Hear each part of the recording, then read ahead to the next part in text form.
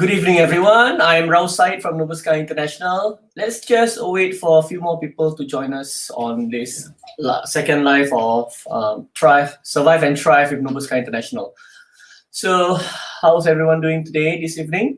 I hope that it was a nice Sunday. I went for a walk by the park in Pasir Ris, and I'm hoping for a lot more people to come online at the same time, so that we'll be able to share with you some of the strategies and tips that I feel is very, very important to me. I have a very, very close friend who we've invited to be a special guest speaker for this evening, and we will introduce you to her very, very, very shortly. Okay, let's just wait for a couple more people to just join us. Okay, so let me share with you my screen.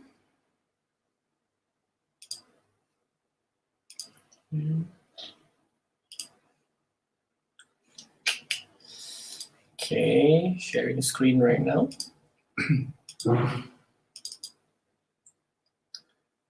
Okay, oops.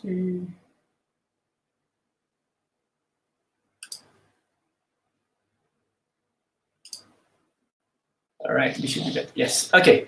All right, so today's topic is the stress of COVID-19 getting too much to take.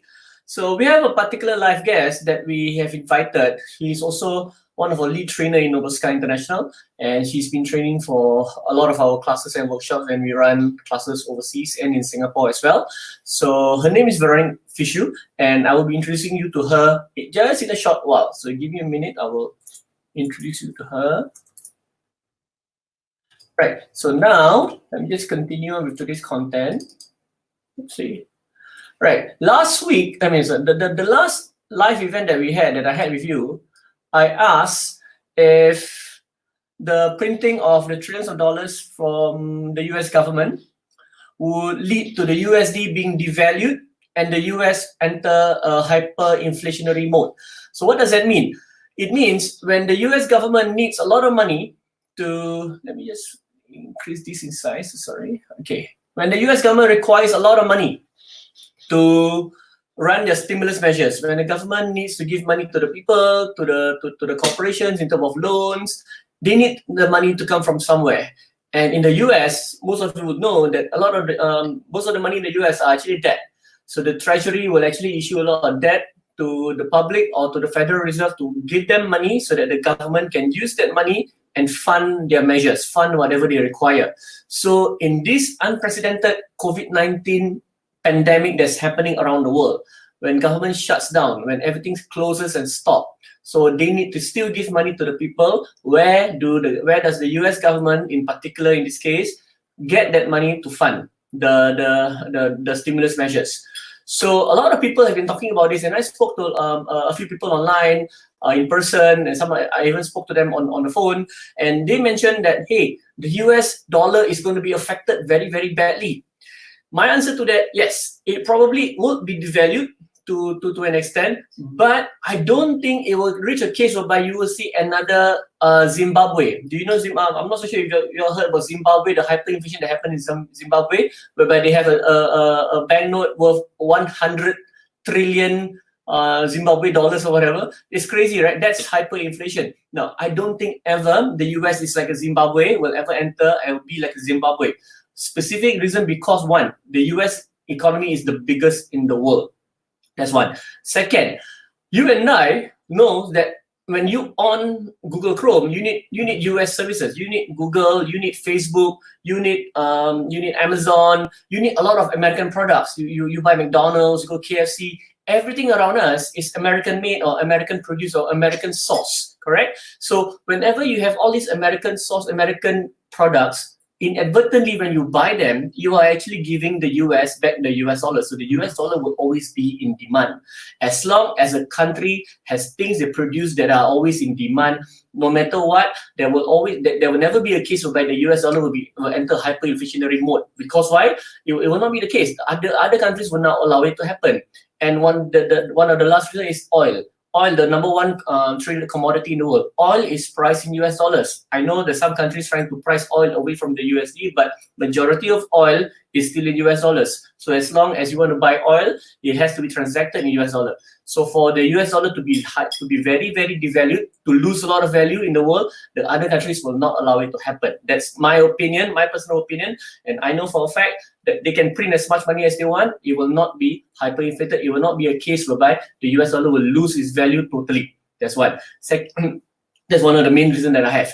And one more thing, for USD, for the US dollar to reach a case whereby it is what we call a reserve currency. It's a currency of reference.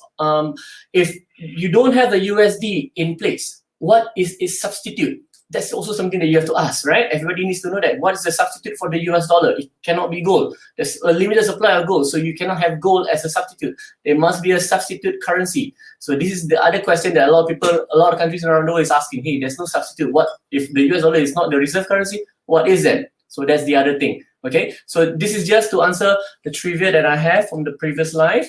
So in my opinion, I don't think the US dollar will ever enter a hyperinflationary mode whereby the value of the US dollar becomes worthless. I don't feel that is ever happening right now or maybe in my lifetime. Okay, so let's just continue on this particular show. Today in particular, I want to talk about is yourself, your mind, your attitude. COVID-19 affects everyone in tremendous and challenging ways. Unemployment will be affected. People lose their job, people lose their businesses, their livelihood, everything affected. And you got to stay indoors, stay under shelter. When that happens, your mental health gets very, very badly affected. There has even been reports of suicide rates going up. If you read about suicide rates and you Google it, you will see that there's a lot of report on that already happening. And people are badly affected from losing their job, losing their income, and staying in. So this is one article that I just saw about 3 days ago or 4 days ago, whereby the mental health of individuals staying indoors is adversely affected. And the COVID-19 pandemic is causing nearly half of humankind to be under lockdown, as you all know.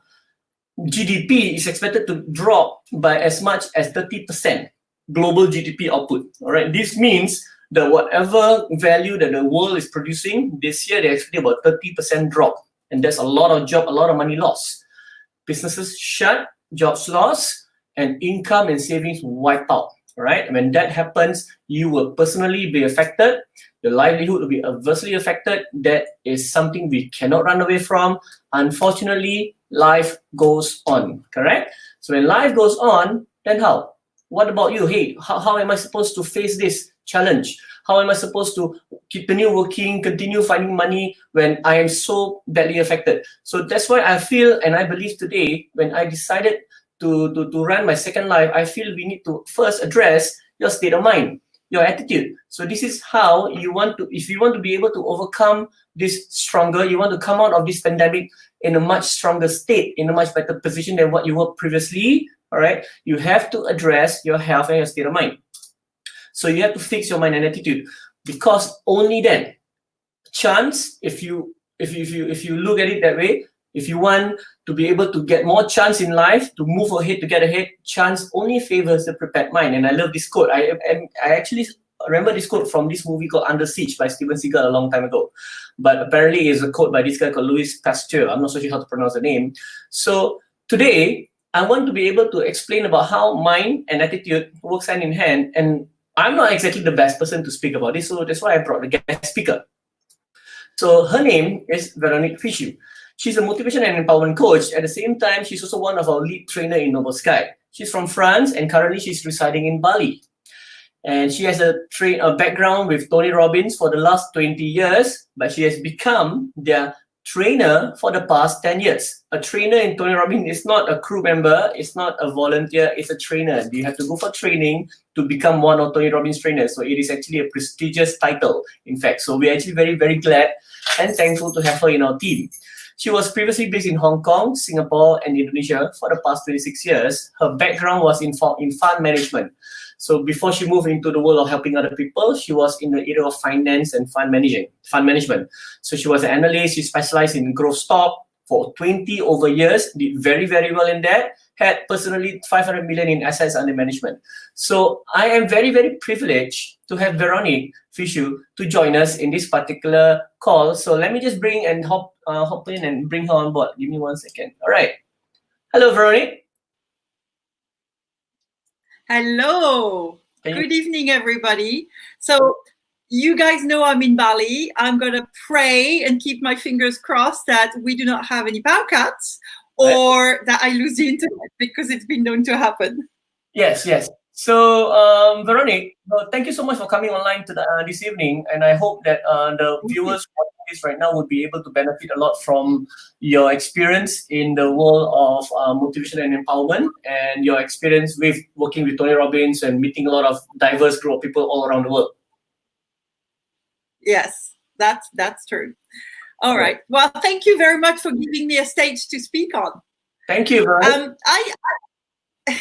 I decided to start. I'm not a big slide person and I don't have many, but I decided to start with this specific quote because it's got everything to do with what is going on for the moment, right? It says, everything can be taken from a man, but one thing, the last of human freedom, to choose one's attitude in any given set of circumstances, to choose one's own way. And it's a quote by a gentleman called Viktor Frankl, and he was in the concentration camps. So very different from us being in self-isolation in our luxury places, right? And he was called Man's Quest for Meaning. And that book, even though it was written 70 years ago, has a lot of importance in how we see things. It's really opened an entirely new area of psychology and looking at how we think and how we can change things. And here's the thing. Most of us, we are confined. Yes. Right? We're stuck at home. Yeah, the truth is, it's always what we choose to focus on, right? You could choose to focus on the fact that you are stuck at home, or we could choose to focus on we are safe at home. Safe at home. Right? Yes, and that one word may completely change how our energy goes and how we live with what we are forced to do at the moment, right? I have a lot of expat friends that have family everywhere around the world. My mother lives in the south of France and I'm in Bali. In the best of cases, it's an 18-hour travel. In the worst of cases, it's no travel because there are no flights. Mm-hmm. So I could choose to focus and worry about what's going on with my mother, or I can choose to be grateful for the fact that I have a wonderful stepfather that takes care of her and that she takes care of herself and she is careful. So this is what I choose to focus on every time. We live in a time where there is so much fear happening all the time. All you need to do is open Facebook, right? How many of you have found themselves spending more time on social media recently than they do normally? You? Yeah, me too. One of the reasons I have to say, it's a really good excuse, but this is my source of information for what is going on here in Bali, and in Indonesia. So that's one thing that I had to do. But at the same time, I realized that when I'm doing that, I'm also everybody else's anxiety. Yes. Right. I'm also taking on everybody else's worry, and so I have the choice. Whatever circumstance I'm in, I have the choice for my attitude. So I could get very grumpy or shout at my son when he steals all the internet, which I just did. Or I could choose to say, well, you know what's great is I'm at home. The weather is amazing, which it's been. right? Or even it rained later and I'm like, yes, it's wonderful. It's raining. We needed the rain, right? And I get to spend time with my family. So this is the important part, is really what we focus on. And if you move on to the next slide, you'll see that it's just a very simple sentence, but it's really important. Where focus goes, energy flows. Focus is what we give our energy to, right? I could focus today on the fact that, well, I can't have face-to-face with my clients. I can't come to Singapore to spend time with the team. I can't train. I can't this. I can't that. And then I end up having what Tony Robbins, who of course is my favorite mentor, calls an incantation. I can't, right? But I could also choose to focus on what I can do. And that's an I-cantation, right? It's not I can't, it's I can. And when I focus on what I can really do, I have the choice of my mindset. Every minute, I have the choice to change how I feel about things. Every minute, everyone has a choice to focus on something positive as opposed to negative. Right. There are times where we get very stressed, right? Some of us may have less work, or some of us may even have lost a job, and that is worrying. Yes. And that's true. And at the same time, there are two ways of looking at this. I was talking to one of my colleagues in the US. She's also a trainer, and a trainer face-to-face, sees people and everything. And within 4 days, her entire book orders disappeared. Wow. Right? She had, she's quite high up with Maxwell, and she had 8 trainings in the coming 3 weeks, and they were all gone like this. Right? And that's a lot of money as well. Right? So she could have said, oh, woe is me, I don't know what I'm gonna do. Oh my God, we're gonna lose the house, this, that, the other. Or, which a lot of people are doing at the moment. And I understand the anxiety because it's not fun. Or, okay, this is the new situation. I've lived through it before. This is what she said, because it's true. My friend is from Venezuela. And she came to the US during the last Venezuelan crisis. Crisis, correct. She understands crisis. Yes. So her question was right away, okay, what is in my control? The first thing that is in her control, that was in her control, was how she felt about it. The second thing that was in her control was, okay, how can I get resourceful? What do I need to do? Right? How can I add value? So she spent the next 4 days asking people what they needed, creating the right course, and delivering them online. Wow. Right? This is where it is really, it's like, how do I phrase that? I've heard somebody I know say, it's not, why can't I do it? Or why not me? It's how can I do it? Right? How can I change the paradigm? The economy is changing. That is very true. And it is probably most likely very true that not only is the economy changing, it will never be the same again. Yeah, I agree. Right? But let me tell you a secret. Tomorrow is never the same as yesterday. Yes. Never. Because you're not the same, because we are growing, we are changing, we're acquiring something, or we're losing something, you know. So yes, at the moment it may feel like tomorrow is like yesterday, right? Especially for people that are used to going into the office. Well, today is the same thing as yesterday as tomorrow.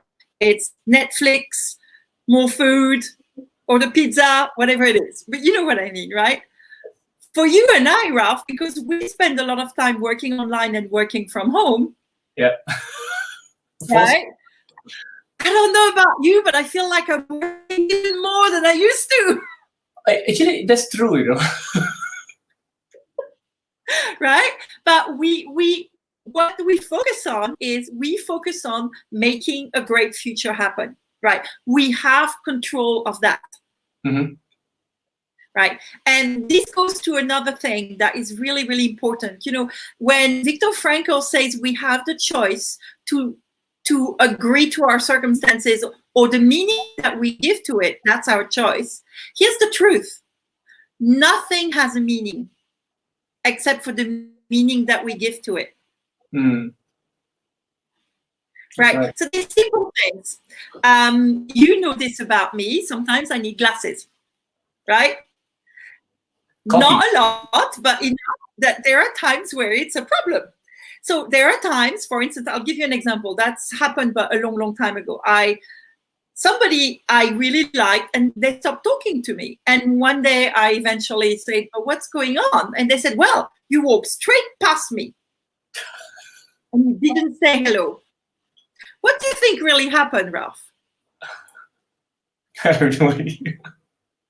I had something else on my mind. I wasn't wearing my glasses. I literally never saw the person.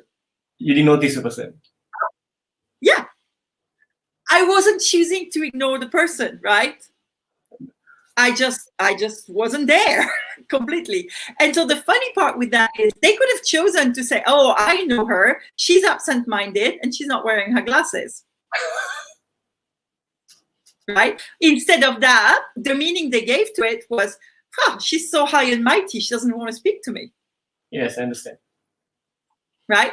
We always have the choice, right? We have the choice of saying this disease is going to create something new. That's exciting. Or, oh my God, this disease is going to destroy everything else, everything that was. It's a choice. It's every minute you are in charge of this, and you're in charge of the meanings you give to it. So whenever you get upset, stressed, stroppy, like I got stressed and I shouted at my son because he was on the internet, the meaning that I gave to it was he wasn't paying attention, which he probably wasn't. But the truth is, I got stressed because I was ready to come online, but the internet wasn't doing what I wanted, right? Well, not so bad. It's not bad so far. I sort of see myself freezing on the screen and it's a bit weird, but it's okay. It's not too bad. It's always that. You always have the choice for the meaning. And that leads me to the second thing, which is that I am incredibly grateful that it's working right now. Right? And this is another way that you can instantly change how you feel. Yeah. Gratitude. Right. You and I have one mentor, well, several mentors in common, but one of them is a guy called Keith Cunningham.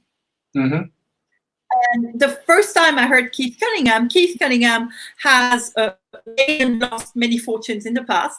And he shares the story of, it wasn't 2008, that was the one before, that he nearly went bankrupt and he considered suicide and everything. And one of the things that pulled him out was focusing on what he was grateful for.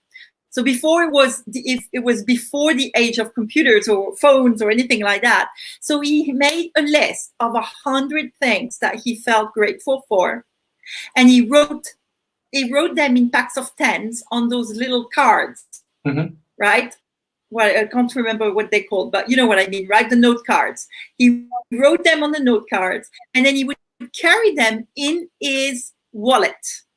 Every time he would carry them in the wallet, and every time he felt down, he would pull a new one out and read it and feel it.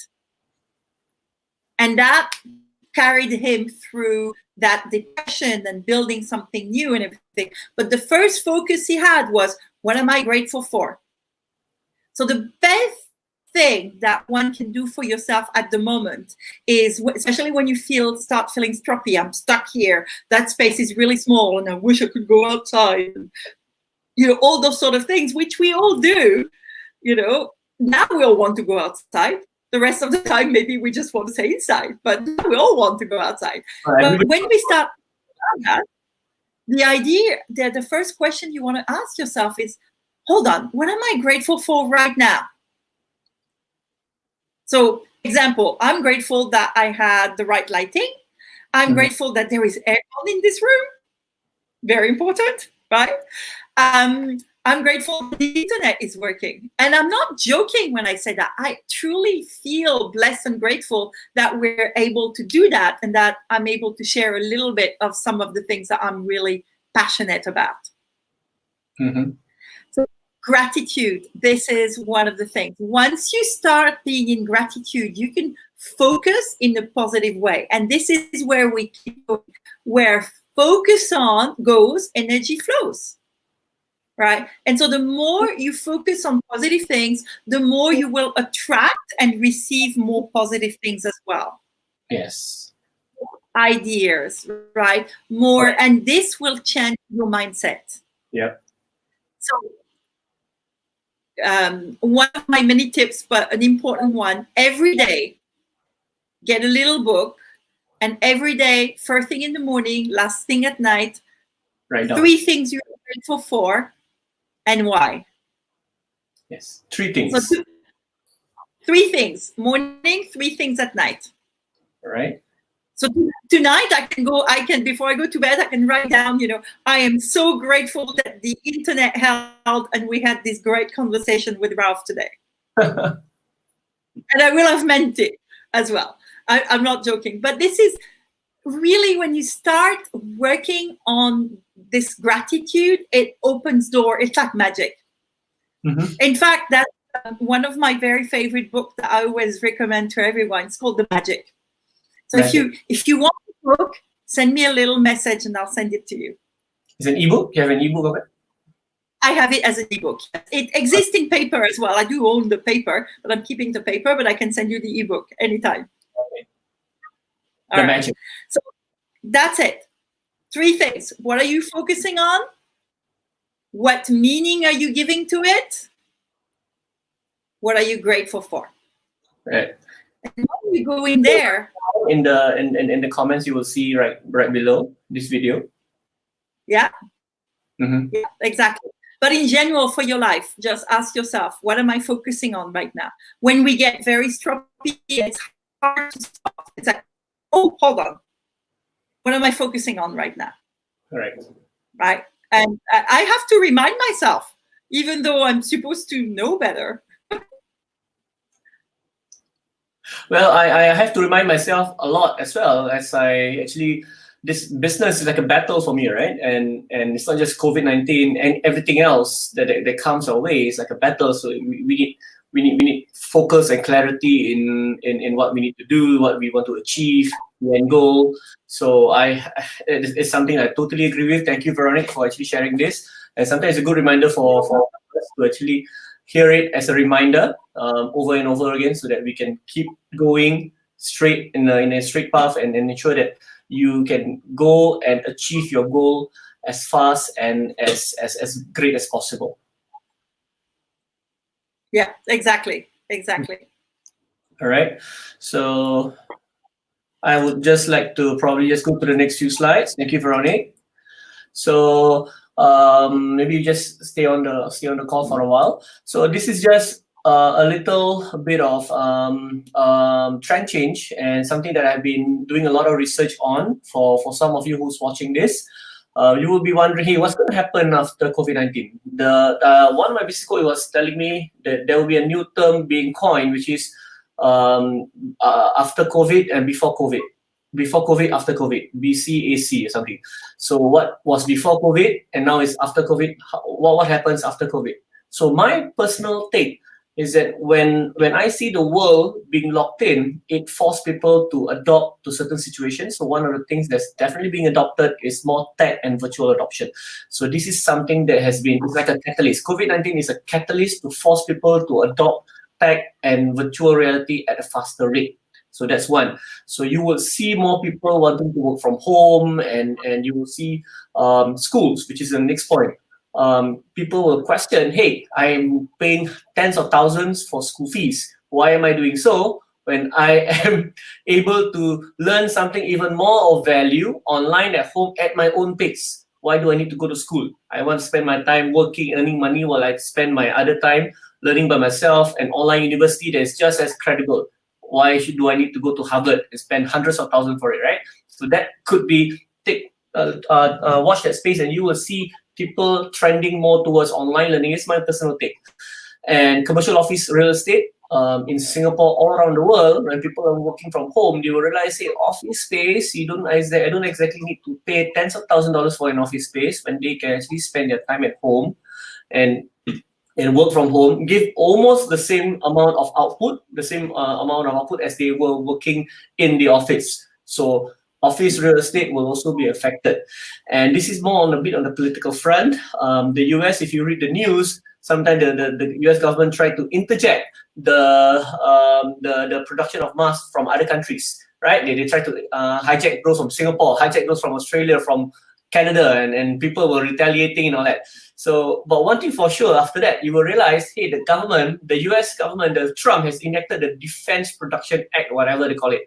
So it's also going to force, the government is going to look at it again, hey, we're relying too much on China to give us the stuff. And if there's another pandemic that's going to happen, we're going to be held hostage by the Chinese government, and I don't want that to happen. I want to have more reliant on ourselves, so they will increase the domestic production by a lot to force themselves to be unreliant anymore on China, especially, or the rest of the world. So they want to be able to produce more things on their own, and that will create more jobs in America specifically, and more domestic consumption of the domestic production that they created. So more jobs will be created, and you will realize at the same time the trend whereby people are moving back towards homes in the suburbs, and people will buy more properties. And this is my personal take, and I see a positive projection for the US real estate market, because that's something that I do personally.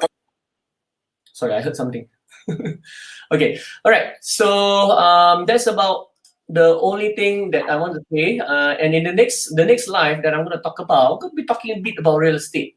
Okay, real estate in general, and I want to ask this particular question to you, and I will cover this in the next slide. So, is real estate a safe haven for investment? Some of you might say yes, some of you might say no, especially COVID-19. Hey, tenants are not paying landlord money, so it's no longer safe haven. I'm not receiving any income. So let's tackle this topic in the next particular live that I will have. And before I end this call, I want to say thank you again to Veronique for coming online this evening and sharing whatever valuable tips that you have for all of us. I appreciate you sparing your time to come on live with us. Thank you so much, Veronique. Thank you very much for having me. Thank you. So to all of those watching, have a good night. And it's almost just past 3 minutes past 10. So have a good night, and remember, write down 3 things you're grateful for tonight. Every day, ask yourself that. And when you're grateful, you will receive more. That's a fundamental as a Muslim to believe in. When you're grateful, God will give you more. Okay, so this is something for you to learn and practice at the same time. So other than that, I want to say thank you everyone for watching this, and I hope to see you in the next live. This is Rorys from Noble Sky International. Thank you. Thank you.